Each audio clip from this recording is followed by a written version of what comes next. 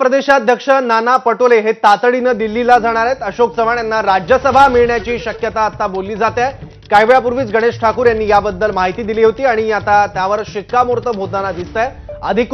अधिकृतपणे याबद्दल आणखी कुठलीही प्रतिक्रिया येत नाहीये। सूत्रांकडून ही सगळी माहिती येते आहे, पण मोठ्या घडामोडी राज्यात घडतायत। राजू सोनवणे आपले प्रतिनिधी आपल्यासोबत आहे। राजू,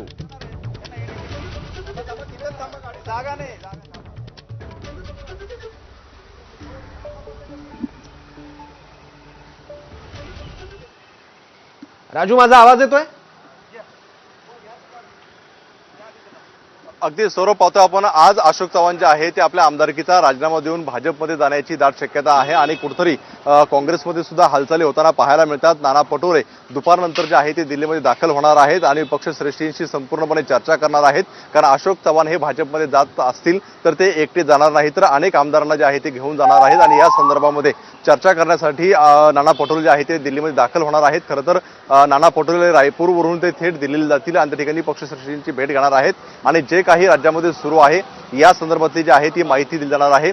खरं तर अशोक चव्हाण यांना राज्यसभा मिळण्याची दाट शक्यता आहे आणि आज त्यावरती शिक्कामोर्तब होईल आणि आज शिक्कामोर्तब होत असताना त्याच्या आधी जे आहे ते अशोक चव्हाण आपल्या आमदारकीचा राजीनामा देणार आहे। खरं तर अशोक चव्हाण यांना महाराष्ट्रामध्येच मंत्री व्हायचं होतं, मात्र काही भाजपच्या नेत्यांनी जे आहे ते जोरदार विरोध केलेला होता आणि त्यामुळे अशोक चव्हाण यांना राज्यसभा दिली जाऊ शकते अशा प्रकारची आहे ती सूत्रांनी माहिती दिलेली आहे। त्यामुळे या संदर्भामध्ये माहिती देण्यासाठी नाना पटोले हे दिल्लीमध्ये जाणार आहेत आणि संपूर्णपणे याची माहिती देतील। मात्र दिल्लीकरांचं नेमकं काय म्हणणं आहे, जे काय आमदार आहेत किंवा अशोक चव्हाण यांना थांबवण्याचा प्रयत्न करतायत काही सुद्धा पाहणं महत्त्वाचं आहे। कारण गेल्या अनेक दिवसांपासून अशोक चव्हाण हे नाराज होते, कारण ज्या प्रकारे नाना पटोले यांच्या हातामध्ये संपूर्णपणे सूत्र गेलेली होती त्यामुळे अशोक चव्हाण कुठेतरी नाराज होते आणि त्याच नाराजीमुळे कुठेतरी आपण भाजपमध्ये जातो अशा प्रकारचं सुद्धा कारण पुढे येण्याची शक्यता आहे। गेल्या दीड वर्षापासून अशोक चव्हाण हे भाजपमध्ये जाणार अशा प्रकारची चर्चा होती। मागच्या कालावधीमध्ये आपण पाहिलेलं होतं की मतदानाला सुद्धा अशोक चव्हाण आणि काही आमदार हे उशिरा पोहोचलेले होते। त्यावेळी राजू तुला थोडंसं थांबवतो मी। मंत्री सुधीर मुनगंटीवार आता आपल्यासोबत आहेत। सुधीर मुनगंटीवार, अशोक चव्हाण भाजपमध्ये प्रवेश करताय खरं आहे?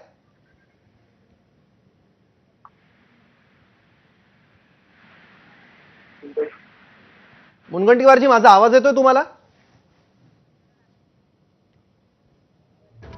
आताची मोठी बातमी आहे, विरोधामुळे चव्हाण यांना राज्यसभा उमेदवारी दिली जाण्याची शक्यता आहे। काँग्रेस प्रदेशाध्यक्ष नाना पटोले हे तातडीनं दिल्लीला जाण्यासाठी निघाले आहे। अशोक चव्हाण यांनी राहुल नार्वेकर यांची भेट घेतल्याचं देखील बोललं जात आहे, पण चव्हाण यांनी अद्याप राजीनामा दिला नसल्याची माहिती आहे। पुन्हा एकदा जाऊयात आपले प्रतिनिधी राजू सोनवणेकडे। राजू,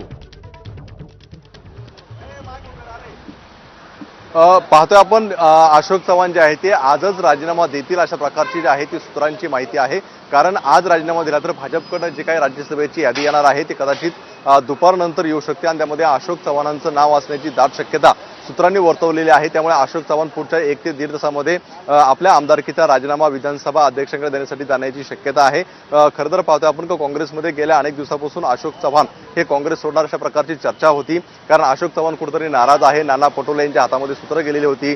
नाना पटोले एकला चोरोच्या भूमिकेमध्ये आहे, त्यामुळे अशोक चव्हाण नाराजीचं कारण समोर आलेलं होतं। मात्र कालपर्यंत अशोक चव्हाण जे आहे ते काँग्रेसच्या बैठकांना उपस्थित होताना आपल्याला पाहायला मिळत होते। मात्र आज अचानकपणे सकाळी राहुल नार्वेकरांची भेट घेतल्यामुळे कुठेतरी या चर्चेला उधाण आलेलं आहे आणि पुढच्या 1 ते 2 तासामध्ये अशोक चव्हाण हे आपल्या आमदारकीचा राजीनामा देतील अशा प्रकारचं। राजू, तुला थोडंसं थांबवतो। भाजपचे नेते मंत्री सुधीर मुनगंटीवार आता आपल्यासोबत आहेत। सुधीर भाऊ, अशोक चव्हाण भाजपमध्ये प्रवेश कधी करणार आहेत?